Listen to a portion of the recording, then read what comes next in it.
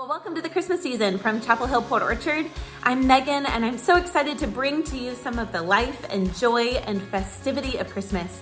I think so many of us are really wanting to bring that in, which is why we brought in Christmas trees and set up lights, or at least I did, even before Thanksgiving this year, which is totally okay. We have all the permission in the world to seek out joy and hope. We find so much in the symbols of Christmas that leads us to real and lasting joy and hope. And so that's what I'm hoping to bring to you today in Why the Trees. You're going to be seeing some images from when we got together on Tuesday in person in Port Orchard and talked about Why the Trees. And I just want to go ahead before I even get started and just invite you to bookmark the next couple of Tuesday nights, if you're able, to join us for Why the Lights and Why the Gifts. And then on December 22nd for our Joy to the World Christmas Eve celebration. And the following week after Christmas, to give us permission to have a blues Christmas with some blues music and to explore why Christmas might have been harder. So those are the things that are coming this month. Tonight is Why the Trees, and I'm excited to share with you what I learned about why we bring Christmas trees into the house. Imagine being from a completely different place and finding out when you arrived in this country that everyone chops down a tree or sets up an artificial tree in the middle of their living room in December and wondering, why do they do that? I gotta be honest, I've never asked, why do we do Christmas trees? But I found out this year. So let me give you a little bit of that history. People have been decorating with greenery, whether it's palm branches in Egypt or laurel wreaths in Rome, since ancient history. A lot of it was connected to spirituality. In Egypt, for instance, Ra was the god of the sun, and around the winter solstice, people would decorate with the palm branches to remind Ra, the sun god, to wake up. They believed that he had fallen asleep and was ill and needed to be aroused and reminded that he needed to come out so that greenery could return to Egypt, that the summer would come again, that the light would come back out again. So winter solstice, the shortest day of the year, and decorating your house with green boughs has been a global practice since ancient history. We have recordings of Egypt, recordings of Rome with the god Saturn, recordings in Germany of the Druids, and then the simple boughs of the evergreens became the whole trees in Germany. I'm not sure how much of this is legend and how much of it is fact, but it's found on both the History Channel and Christian recordings that a man named Boniface, who wanted to share who God was in the person of Jesus with the Vikings, thought that the tree was the space to talk about who God is because the Vikings were worshiping the god Thor through an oak tree. The legend has it that Boniface chopped down the oak tree, and because Thor didn't retaliate, the people assumed that Boniface's god was greater than the god of Thor. And for the Vikings to be able to connect with who this true God is, Boniface pointed to a tree because they were familiar with trees. And he pointed to a fir tree in Germany instead of the oak tree because he said, God is more like the fir tree than the oak tree. God does not wither in winter. He does not disappear. He does not die. He's evergreen.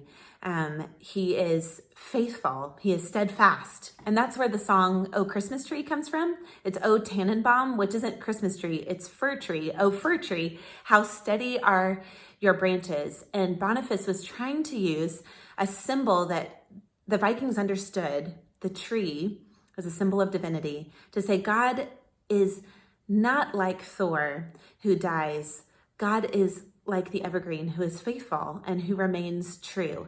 And so he pointed to a fir tree, and instead of saying, go out into the woods to be with God, he cut down the fir tree in the darkest part of the winter and brought it into the house and said, look, God is very near to you.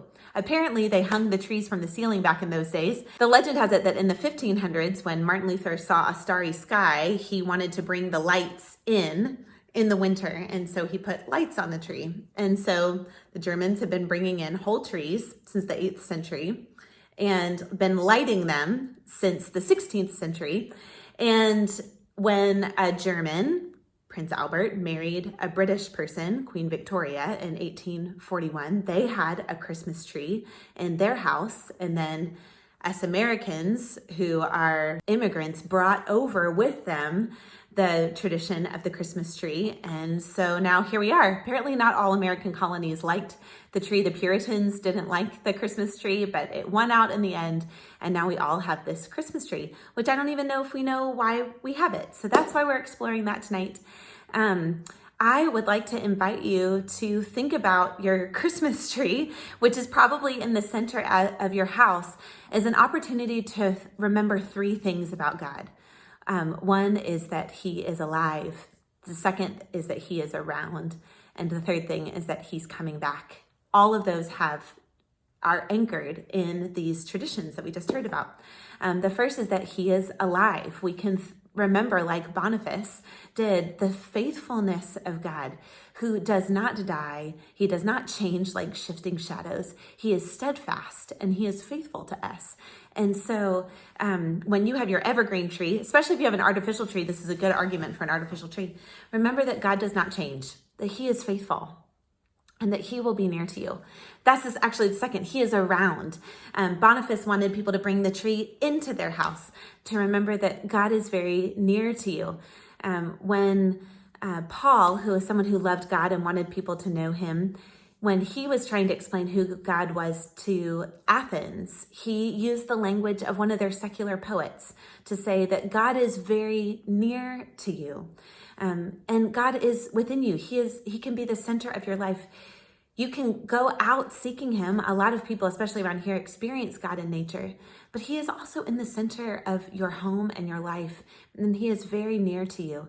In him, you live and move and have your being. So let the tree remind you that God is around. He is in the center of your life. He is alive, he is around, and he is coming back. The Egyptians and the people who worship Saturn wanted to remind God to wake up, to bring summer back. And they used what was green to remind them that all of the world would come back into green life in the summer. Well, allow your tree to remind you that Jesus is coming back. We celebrate that in Advent, this waiting for Jesus. He came first. God first came, Emmanuel, God with us, when Jesus was born.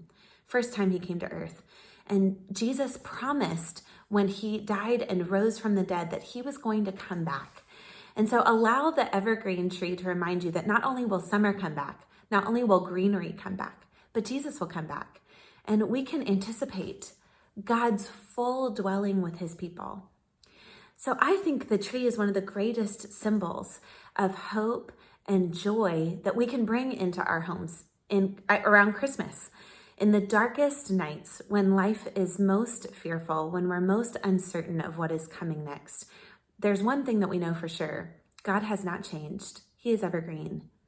When we are feeling lonely, feel like we're all on our own, we can remember the promise that God is around. He's in the center of our lives. In him we live and move and have our being. And when we want a different way, we want to see the world turned right, a new creation, the Christmas tree reminds us, God reminds us that he is coming back. So let the tree be the center of your hope and your joy, reminding you of who God is. He is alive, he is around, and he is coming back. Merry Christmas, and I hope I see you soon.